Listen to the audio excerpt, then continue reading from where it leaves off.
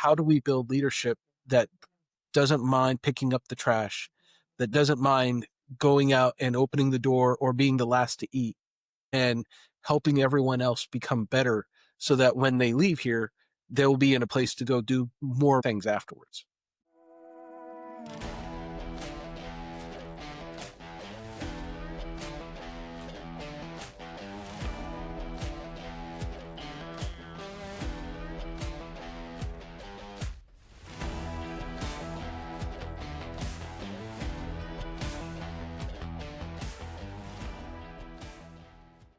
Welcome again to another episode of the Real Deal Landman Show. Drew Hopkins here, Jerris Johnson at my side, and we have a very special guest today. Today, we have the absolute pleasure of having Shad Frazier on with us. Shad is very well known in the industry, and we are so thankful for his time. Anyone that has known Shad throughout his career knows what a just rich resource he is on the personal side and just throughout the Permian and beyond.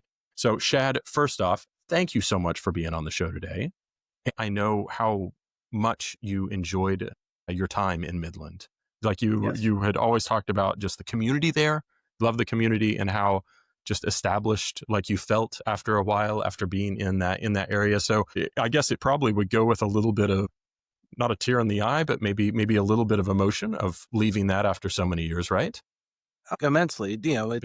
The way I described it to people is when I was commuting, I was sitting at the airport and it was always funny because leaving on Sunday night, it was the flight coming back from Vegas. So everyone coming back to Midland after being in Vegas all weekend was coming by and I'd see everybody getting off the plane. And then when I was going home on Friday or Thursday afternoon, it was all the Midland people going back on Thursday afternoon. There was about 8 different people that were all together. We were just, consistent. Everyone would talk and it was all sorts of different companies, but everyone was going back and forth and it was great. You really got to know people in Midland. It takes a while I'll tell time and time again, when you move to Midland, it takes you about 2 years before people really want to get to know you. Before that, you're the new person in town and everyone knows you're going to leave in 2 years. Unless you make an effort, it's hard to make connection. But after 4 years, everyone wants to get to know you. And after we were there 10 and after 10, we knew everybody and it wasn't a big deal to go to dinner and see 3 or 4 people that we knew every time we went out. And now you go to Houston and you're just one of 10 million other people in town. So it's a very different feeling, but that's the great thing about small communities. And the good thing about being in Houston is there's just a greater selection of things to do. That's good. And as you and I and many others have talked before of being a part of the energy industry, it's a big, small world. And so where you leave this community, you go to, a Houston where oil and gas is so prevalent, and you probably walk in the restaurants and you see 2 or 3 people that you know just by connections that you've made throughout your career.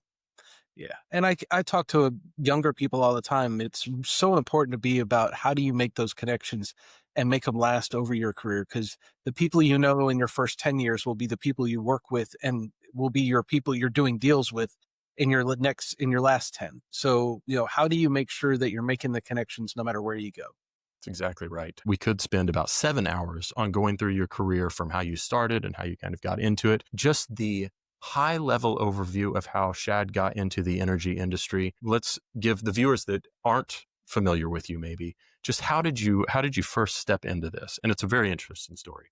Yeah. So, of all things, I grew up in northern Colorado to a family that was not an oil and gas family. And I was coming out in the Tom Cruise area of Top Gun with all my best friends thinking about, hey, we want to be fighter pilots and we want to do stuff. Well, I was either I want to fly a plane or I want to design planes, and left high school thinking I was going to go do that and went to the Air Force Academy. At the Air Force Academy, it was like, hey, this is great. I'm going to do that. And I walked through 8 weeks of basic, walked in at 265. To play football for Air Force. And after 8 weeks, I walk out at 205. Wow. Got into some issues at the Air Force Academy just with people and things that were going on. And I was like, this is ridiculous. I'm out, and left the academy, was on my way to Texas A&M. Had my family, I was supposed to be a 4th generation Aggie, and was accepted at A&M. We're on our way. And we had some family friends recruit me to come down to Lubbock and say, hey, football team needs some people. They would love to talk to you. Let's just go down and talk to some of the coaches. Coaches said, hey, scholarships are all full, but we can help you out. We can figure it out. And so just come on and walk on. So I walked on, My claim to fame for being a football player at Tech is I was Zach Thomas's blocking dummy for a couple of years, and that was about as good as it ever got. But it was a lot of Hey, not fun. bad. Yeah, nothing better than being stomped on by an all-pro football player. But what it did is in between 2-a-day practices in the summer, and the football department called the petroleum department, said, "Do you got any scholarship money?" They looked at my grades, looked at everything, and the petroleum department said, oil's $10, $12 a barrel. We can't get anyone to go into the department. There's money sitting in the bank waiting to go to anyone who will sign up to be a petroleum engineer. And I said, well, I don't really know what that means. And he said, don't worry about it. You don't have to take a class for a year, but we'll pay for your tuition and then we'll teach you what it's like over the next year. And lo and behold, a year later, I was like, oh, this is kind of cool. And I went home, got ready for the next football season. I came back, started taking petroleum classes. And after 2 years of football, realized that, third string walk-ons don't really ever get paid to do anything but be tackling dummies. And I decided to hang up the pads and took my first job in the oil patch working for Texaco and became a roustabout working for Texaco. And my career just never looked back after that because it was just, I joke about it. My career's been full of companies that no longer exist. And, worked for Texaco, worked for Burlington Resources, then Meridian Oil. The only company I can think of that really hasn't gone away is I worked for Conoco one summer. But I've had a great career and really never looked back because the oil gas business, it's never easy, but it takes care of its people. And if you manage your money right, it could be a great profession. That is fantastic. And I mean, that really goes to, I know that you have such a huge love for tech. And I think that's a wonderful story of being able to walk on. And that it really kind of led to how you got into the engineering program and found this great thing. Did after seeing the news in these last years and knowing you were going to be on the show, what are your thoughts on the no more throwing the tortillas at the Tech game? I think it's an absolute national tragedy. It's funny because it really kind of came about when I was on campus. We were the ones that really started throwing the tortillas the way back. And it started off basically about my sophomore year. And by the time I wasn't playing football in the engineering department, it became a big deal where everyone was trying to figure out how to make tortillas land at the 50. And, taking tortillas, baking them, painting them, shellacking them, cutting holes out of them and everything and trying to figure out how to throw them on the field. And it was a lot of fun. I understand that for the sake of the game, it's not the best thing for the game. And having things thrown onto the field is just, it's not called for. It's not what the game's about. So getting rid of the tortillas, finding other ways. I still remember before we had tortillas, we had third down clickers, little handheld clickers that everyone would click for third down. I'd much rather see those get brought back than tortillas again. So we might start a movement here. We'll see. We'll definitely see. Exactly. The tortillas, whenever you were playing football there, was the coach, was it Spike Dykes? I don't know why I pulled that. Like this afternoon, I was thinking about it and I was like, I don't know if that's going to be the name or not, but yeah, that's wild. I totally remember him coaching. And then Leach was after that, right? Correct. And I never got to play for Leach. I only played for Spike. And, Spike was as good a West Texas good old boy as you'll ever imagine. And the Leachisms that you hear about of what's the best Halloween candy and stuff like that, that's one thing. Spike was all football, and he was just West Texas football and just focused on it. But just a good old West Texas guy that grew up coaching high school football and made it into the college and just loved his players and loved the team.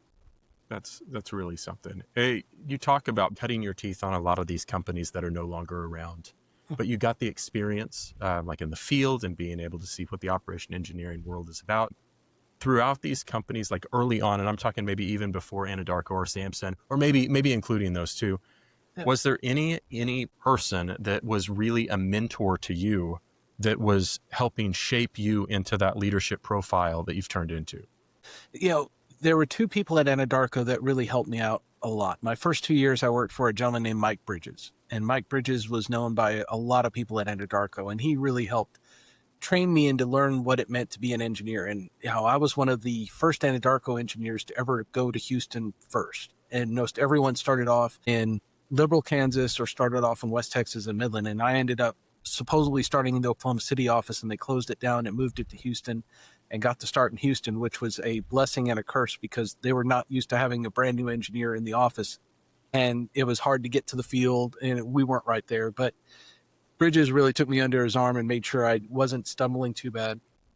And then James Beard was behind him and really helped me in my career, but helped me understand how to do my job better and be a person that listened to the field and help make that happen. And then I go to Samson, and my superintendent, when you go to Samson was the Schusterman family were in Tulsa, and they had a group of one family that did the field, and it was the Lumpkins family. And the Mr. Lumpkins started as his first superintendent for Schusterman.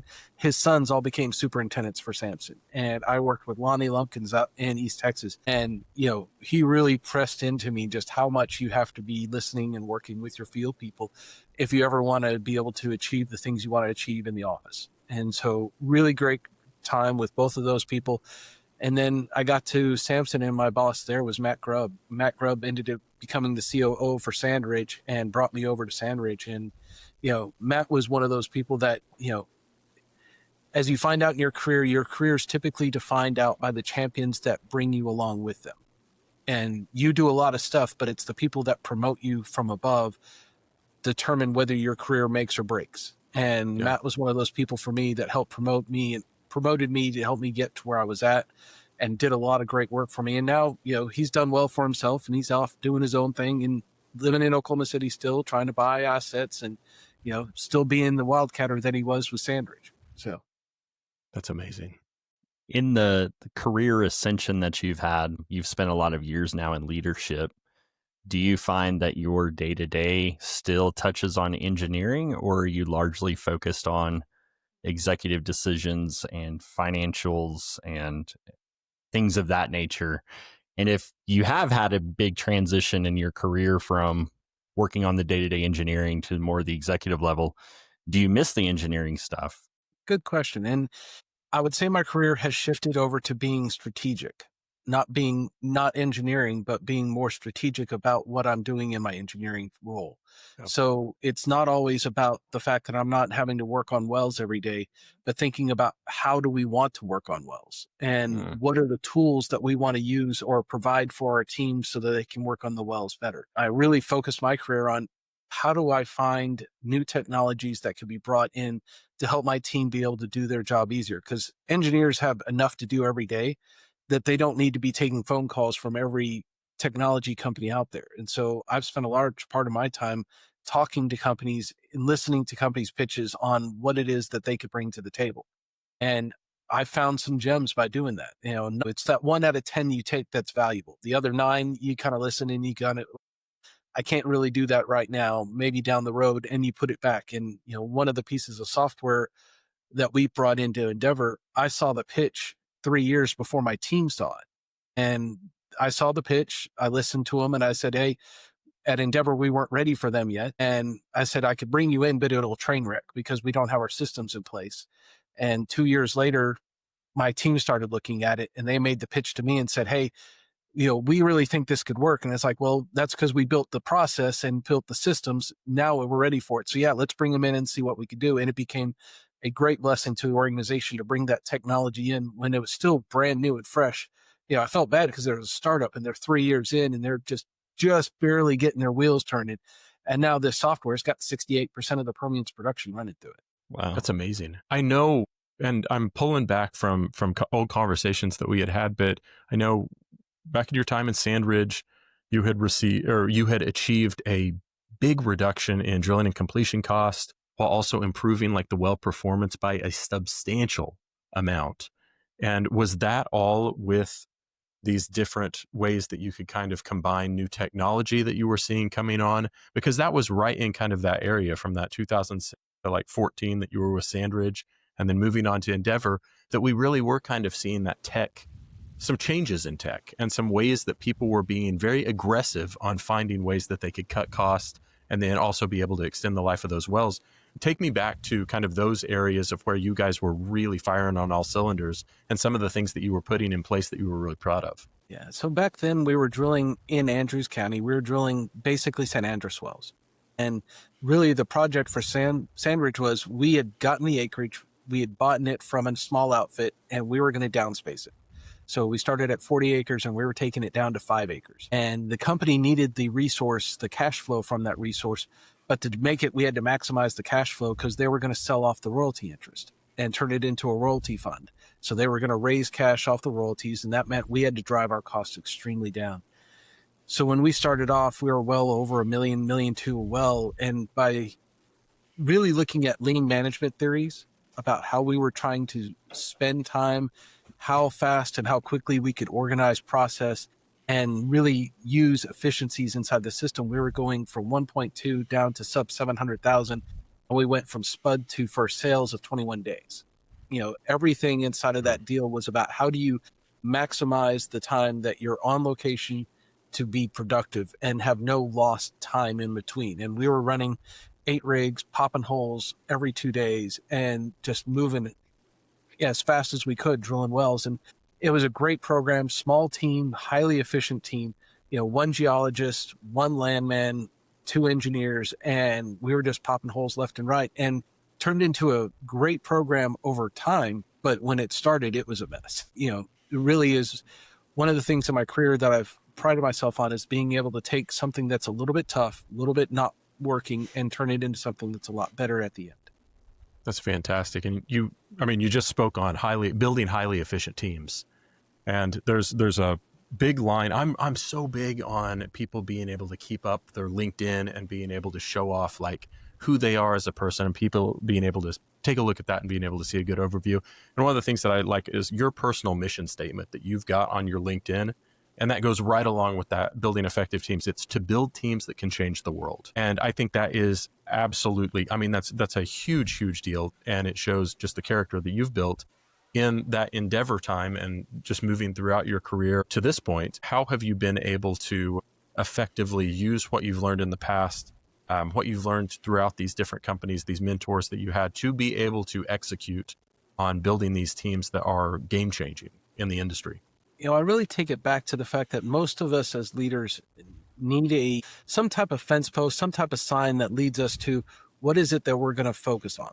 What are those main characteristics that will be defining us as leaders? And one of those I kind of focused in on was focusing in on Patrick Lancioni and looking at what he was talking about in the past, which was the advantage, the 5 dysfunctions of a team. How do you build a team that is effective, that is uniform, that has a simple message? And when we were working through that stuff at Endeavor, it was really about us trying to define out how are we as leaders going to build the most efficient team possible so that we could do everything we could with the least amount of people and have the greatest responsibility for everyone we hired. And, I go back to the storyline, most people talk about, well, their CEO is in meetings all the day and, is separated and apart from most of the staff.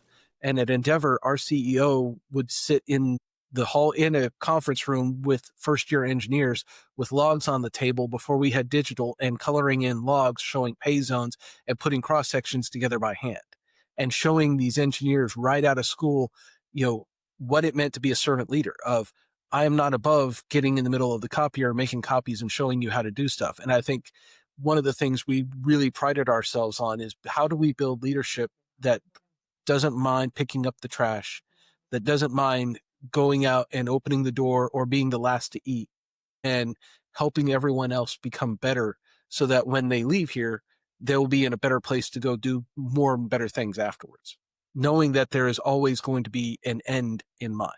It's never a train that never stops. We know that there was going to be a stop at some point. And so how do we make the best of the time we have with everybody? On the topic of building teams, I think most people would agree that communication is one of those most valuable concepts in terms of how teams work well together. I'm assuming by the name of this podcast that most of our listeners are landmen, although that may not necessarily be the case. But what is it that landmen should understand better about engineers, or how can internal communication between engineers and landmen, what fosters that? What can make that better for them to work better together? I'll go back to one of my superintendents at Sampson. He had a sign on his door when you walked in that said, in every project, there comes a time when the engineer must be shot and production must be put online. Engineers are great at trying to refine and bring efficiency to a system. And as a landman, your job should be about, okay, but how can we do this better? How can we do this faster? Not dig in. How can we get to the 80%? How can we get that 80% answer that allows us to be good? We don't have to go for great, because great's going to cost us time and energy that we should be doing something else on. So how can we focus in on how do we be good and efficient and timely with what we have and move forward? And I think the best landmen are the ones that allow us to bring the economics to the project and not understanding that, hey, if I can apply this technology or if I can do this, it's, well, if you do this, we can go drill 3 more wells. And those 3 more wells allows us to hold this much acreage that allows us to go do this project over here, and helping the engineers get outside of the tunnel vision to start seeing the strategic value of everything that's in play. Because one of the greats I worked with was Mona Abels. And, she always had a sign on her desk talking about, he who owns land is the owner of all wealth. And Tom Ward was in that same way. There was no bit of land Tom Ward did not want to own. So, being a landman is about helping people understand the difference between having an asset and having a position, because they're very 2 different pieces of the puzzle. It's good words. It's really nice. Yeah, I definitely hear what you're saying with that, and like you've said a few times about how small the oil patch is. Pretty small. I think kind of going along, and some of the things that I've heard you say before is the respect that you treat people with and preserving the relationships throughout all of these different jobs that we have, all these different interactions that we have, is just vitally important. And so can you touch for a minute about, as maybe young people are coming up into the industry right now, and we see the ebbs and flows of how important it is to build those relationships and just to make that as kind of a kicking off point of their careers? Yeah. So one of the lessons I learned from Chuck Malloy, who was our CEO at Endeavor, he came to me and he basically said, at some point in your career, you start to understand that you don't get promoted by your actions. You get promoted by the people you work with who want to work for you. And when they talk good of you, that means other managers are willing to promote you up so that they can work for you. And, really you have to work on not your job, but work on your relationships with the people you work with every day, because those relationships will define your success. The more you're able to work across lines, across departments, and with other people, the better you're capable of being able to see the success you want to have in your career. And so it's about breaking down those barriers and breaking down those walls, breaking bread with your landman, breaking bread with the geologist or the HR rep, and making sure that you're all on the same page. And if there's anything else that needs to be done, what can it be done? How can we stretch? How can we push the limits? What are the things that are holding us back? The conversations that you have when you get outside of your comfort zone with the people that see you from outside will greatly help you change your career and the trajectory of your career of what you can do. The word technology has come up several times in this conversation. What are things that you are currently seeing that are actively happening or could be on the short-term horizon that have you really excited? I think we all are excited about the idea of AI and what AI is doing for us, especially in the land space, because the land space AI is built for. How do I read a 1,000-page document and turn it into a 1-pager that has all the pertinent information so I don't have to read this document ever again? Or find this one specific clause that I'm looking for that's in this document, but I don't know where. And so I think the terms of AI is going to help leverage manpower so greatly in the fact that you're not going to have as many people doing the same job, but the people can be more effective with what they're doing in their job to put together the new positions that are next. The land positions in the Permian are locked up. There's little bits, there's little pieces, and there's small teams going out there and finding it, but no one's putting together 25, 30,000, 50,000 acre positions. It's tied up. What's going to come next for us is the use of AI to figure out where's the next play, where's the next position that we need to be working on, and what are the keys to making sure that the next agreements that we put in place are the best agreements we can put in place. I've got family assets out in West Texas, and my dad's always like, okay, well, what do we need to put in this landowner agreement so we defend ourselves protectively? And so it's like, okay, we need to have a continuous drilling clause. We need to have an above and below surface containment so that if you drill here, it's 150 feet above, 150 feet below. Anything outside of that reverts back to us outside of the continuous drilling clauses. And things like that what's happening is that AI will bring up the intelligence of everyone involved, because you will be able to have a research tool that'll have been fed a lot of this information over time, and it'll start being able to write better agreements for both parties. I like that. If we've seen it since about I'd say 2022, early 2023, a lot of the M&A activity is really ramped up within our oil and gas space. How do you see, just as kind of a wide look of over the next decade of the energy industry, how do you see that shaping up for the oil and gas operators that are currently, like, we've got the majors, the midsize. How do you see this all playing out in the next 10 years? More mergers? Do you think it's going to stabilize? Stabilization is never something that oil patch does. It's either constantly in chaos or it's constantly in peril. So, and right now we're in one of those chaos periods where everyone's trying to figure out who's going to survive and what's going to be left. And, I think the biggest difference is that most of the majors have been sitting on cash, and not just a little bit of cash, a lot of cash. And that cash has to be deployed. And so they're trying to find ways to buy what makes sense. And we'll see more consolidation. And then you have the small guys, deals like Civitas and SM happening because they're defending themselves from being bought. Mm-hmm. And I'm going to take on more debt. I'm going to make it where it's not as accretive for someone to take me out. And so they're defending themselves, or in SM's case, trying to just get inventory so they have something more to drill. So we're going to see that because of the lack of inventory that's out there, that people will continue to consolidate to acquire inventory that's of value. And then as we move to the next plays, the question will be, that's where the new companies will start up.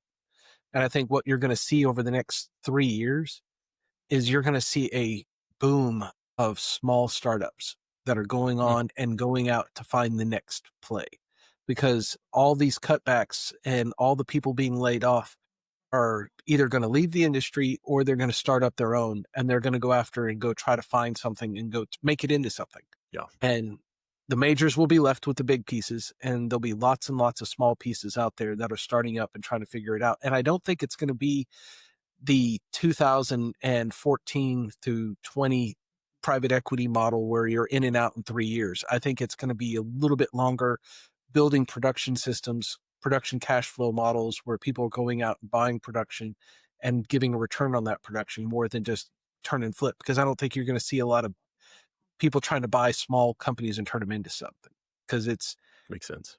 It's been difficult for a lot of organizations. I mean, you look at the Black Swan deal that Oventiv has done, and trying to merge 3 companies and 3 small little outfits, and the chaos that's created in Oventiv, that they're just now getting their hands on, a year and a half later, and it's turning into something, but it's been a lot of work. That is a ton of work.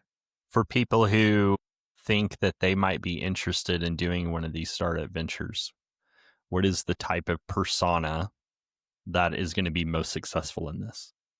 I go back to when I started in 2015. I was with a group that was trying to start up and do our own thing. It was 2016. And we had a good group that was out with an idea, and we didn't have enough capital to go put it together to go buy something outright. The real test of all these startups is about, you have to be a good sale. You have to have someone in your group who is the salesman, who can go raise the money and raise the capital, because it's not buying assets. It's how do you get someone that's willing to put millions of dollars in your hand to go put something on the ground, go put it together, because it's tough. And you have to be resilient, and you have to have your back bankroll ready to go to handle the negatives that are going to happen. And, you look at all the guys that have done really well with the private equity side, they've taken the risk. And the higher the risk, there is reward, but that means there's more companies. I think I saw the other day, there's 96 private equities in the Permian right now. And how many of those are actually going to make is going to be the question. And I just don't know if we have a good idea of how many of those are actually going to turn into deals that make sense. So you just have to have resolve in yourself, belief in yourself, and have someone in your team that is a really good salesman that can convince other people that you have the right idea to move forward. Yeah. Continuing to look at the macro picture for the future. We've talked about technology, AI. Obviously, something's going to have to power all of that AI. And so data centers are all the rage right now in terms of what people are talking about. What do you think people are getting right, and what are they getting wrong in terms of energy demands that will be coming up? Ooh, the wrong question is, what are we not thinking of? Because there's so many questions that we just don't have answers yet. We keep talking about the fact that we're going to put generators everywhere. And right now it's a 24-month lead time to get a large scale power generation generator ordered. So we're either way behind on the power creation, the machinery required, or there's going to be a lag somewhere in the system. And then you look at the fact that, you have the small modular reactor people out there trying to figure out how to make nuclear facilities work in the next 2030, 2035 timeframe. And how much do you want to put into a natural gas generation power system, knowing that there could be a nuclear plant coming right behind it that could be small, modular, and take it out and do just the same power at a lower cost. So it's a high risk situation right now because there's lots of need and there's lots of gas to be had to go put into these systems to turn it into electricity. But you got to have the equipment, and the equipment, if you didn't order it 2 years ago, those that have the equipment, ProPower, and the fact that they have power generation being used, and that's offsetting their oilfield services costs is going down while their power generation costs are going up. And they had a great quarter because of the power side. So, those that were ahead on power and putting generation orders in 2 years ago are going to win. And those that are trying to do it now are going to be playing catch up. So it's going to be it'll be interesting and see how long it lasts. I think the interesting comment I get a lot from people is, do you tell people to get into the industry today?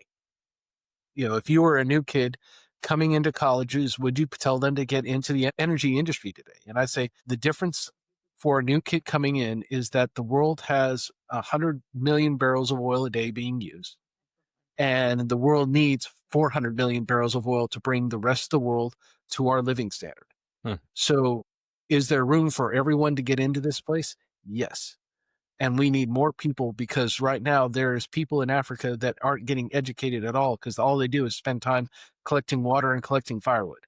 And we need to bring the rest of the world up to meet our standards. And how much better would the world be? Are there groups, whether they be private equity or governments or whatever, but are there groups that are ready to put money into that exploration and that production and those projects, but they're just waiting for the right people to come along and ask for it?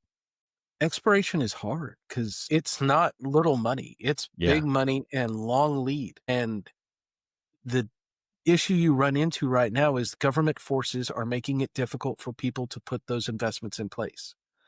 You go from having an idea that you were paying a 25% royalty, and now you're paying a 75% royalty overnight because the government changes the rules. That makes it really hard to put money into investments in places that there's high risk. And that really makes it where private equity is not going to go do that. Private equity wants to go spend, $10 million, maybe $50 million, and see that turned into $75 to $100 million. Well, there's projects ongoing right now that each well is a $100 million well. And that is not something that those exploration wells will happen, but people spent money 5 years ago to put the positions together, and it's be another 5 years before the well's drilled. So you're 10 years in before you even start seeing first production on some of these projects. So exploration is a totally different world. And the love of shale is that it is very quick and easy to go spend the money and get the return. And there's very low risk. You will get oil. You're just not going to get as much as you think every well. Yeah. So, how do you balance the risk versus the reward? And how do you see, so I know you are very much in on the mix of a combination platter for like renewables, if I remember correctly. How do you see that as where we're talking about the new, kind of a new fold of energy professionals that are coming in, of being able to explore the different energy like hybrids that are out there, the different renewable opportunities that people could be getting involved in? Do you see that as something that is continuing to gain momentum right now? I think it is. I was on a panel, and one of the people on the panel was all just doing geothermal, taking the information we've learned in geothermal and trying to apply that into a new space. I think there's more and more that what we'll see over the next 5 years is that more and more people are going to find new and better ways of generating electricity and meeting the need. Data centers are requesting. And the great thing about the capitalist society is that when there is a need, other people will find a way to fill it. And they will find whatever they need to be able to fill it in the most profitable way. So companies are going to go out there and try to find ways to meet the needs, or those companies will do it themselves. And you've already seen that where Elon's putting power stations and putting in natural gas power stations right next to his facilities to drive the electricity because he can't get it off the grid. So he's generating it himself because he knows where he can tap a pipeline. And, it's how do we get around the rules that are causing us to not be able to meet the needs of the capitalist society or the problem? What do you see for the energy mindset going into 2026 and beyond that you're looking forward to? Really what I'm excited about is, like we talked a little bit about, the changes that have happened in the industry are freeing up people to go take on the bigger risks that they wouldn't do before. And those bigger risks are going to open up the next plays and open up the next ideas that haven't been trialed, haven't been tested. And I think what we'll see in 2026 is the birth of the entrepreneur going out and building what's next and trying to define where they can go and make that happen. Everyone else is going to be in consolidation, and all the big guys are all in the consolidation of their manpower. And that just means it's freeing up the people that don't meet the needs of those organizations. And a lot of times the people that don't meet the needs of those organizations are the people that are best suited for going out and meeting the small company, 1-3-man shops, going out and making something new and different that will redefine where we are 10 years from now. And you go back to George Mitchell, and he's talking about fracking in East Texas.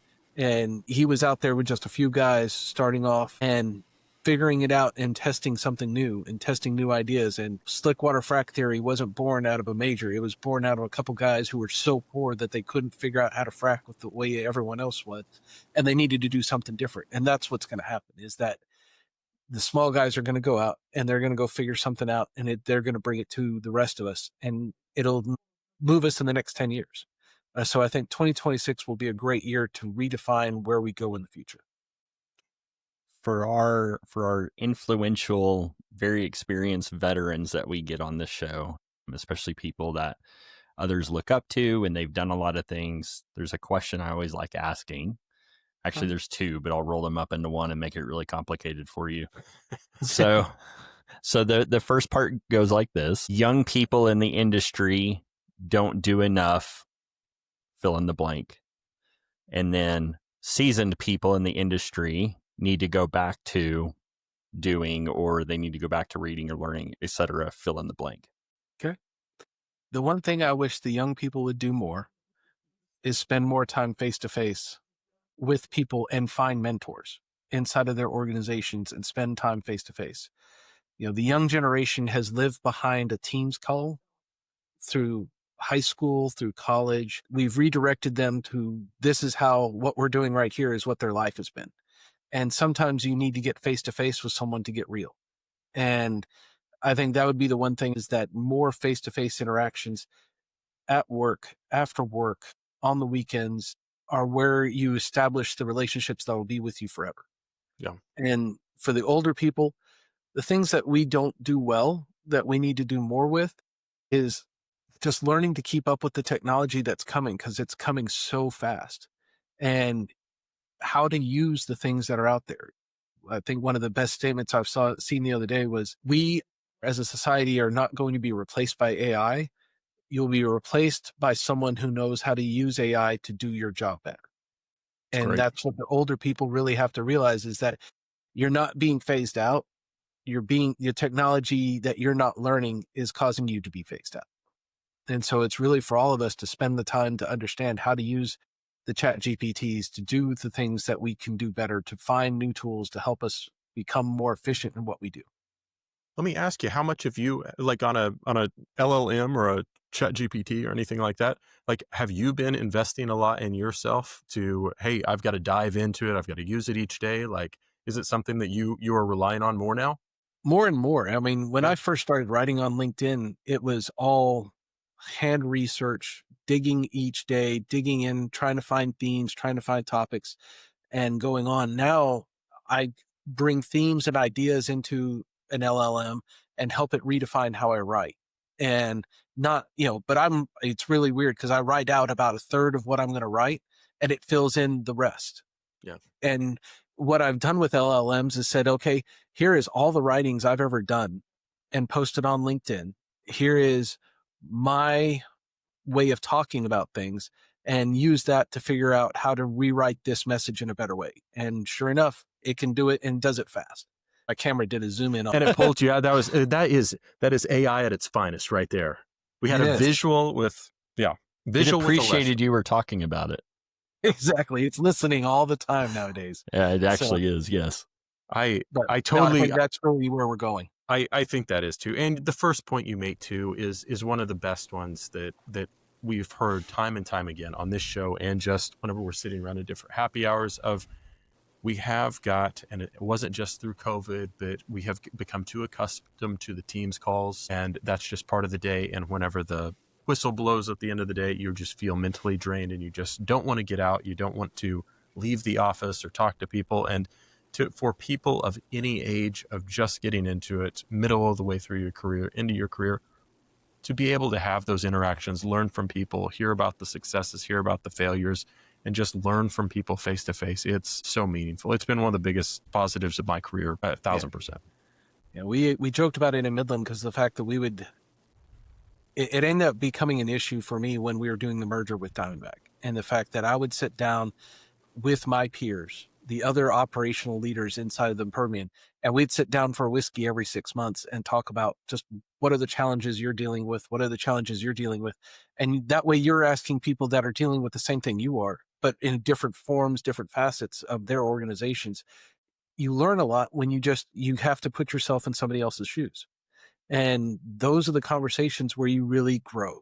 So how do we figure out how do we become a better version of ourselves by listening to what other people are dealing with and being able to apply that to our lives? What have we not touched on yet that you really like talking about? I would say the last thing, in the fact that landmen themselves are some of the greatest assets in any organization, in the fact that they are the ones that are helping put together the positions that companies will have for years to come. Autry put together 500,000 acres in the Permian, one block at a time, by going out and leasing and talking to people and putting packages together and buying units, stuff that no one else wanted, that he turned into a multi-billion-dollar organization because he did it on the ground game, one section at a time. So I think for everyone that's listening, don't get caught up in the fact that you need to be doing thousands of acres at a time. It's 40-acre block here, 20-acre block here, and piecing that together over time has made billionaires out of lots of people. And it just takes time and effort and a lot of phone calls and a lot of cups of coffee across the table from someone just asking how their day was and how can I help you? It's the truth. Well, Shad, we have appreciated your time. We have learned a lot here, and this has been one of my favorite interviews that we've been able to do. The thing that we always like to kind of end with is, where can people, if people want to get a hold of you, what is the best way? Is it finding you on LinkedIn? And what last kind of parting message would you like to give the Real Deal Landman Show viewers? So everyone can find me on LinkedIn. You can look me up as Shad Frazier on LinkedIn, or Big Texan on LinkedIn is one of the hashtags I've used in the past to help people find me. The last message for everyone is that, don't give up on this industry, because the world needs us. And the world needs us more and more every day to be able to help make lives better for everyone. So we're not done. We're not dying. We're just transitioning into the next phase of the oil patch. And so pull your boots on, put the hard hat on. Let's go out there and be safe, and let's go find the next batch. Fantastic words. Well, for Drew Hopkins, for Jerris Johnson, for Recom Tech Shad Frazier, we are so thankful that you guys tuned in again today, and we look forward to seeing you on the next episode of the Real Deal Landman Show. Thanks a lot, and we'll see you next time. Thank you.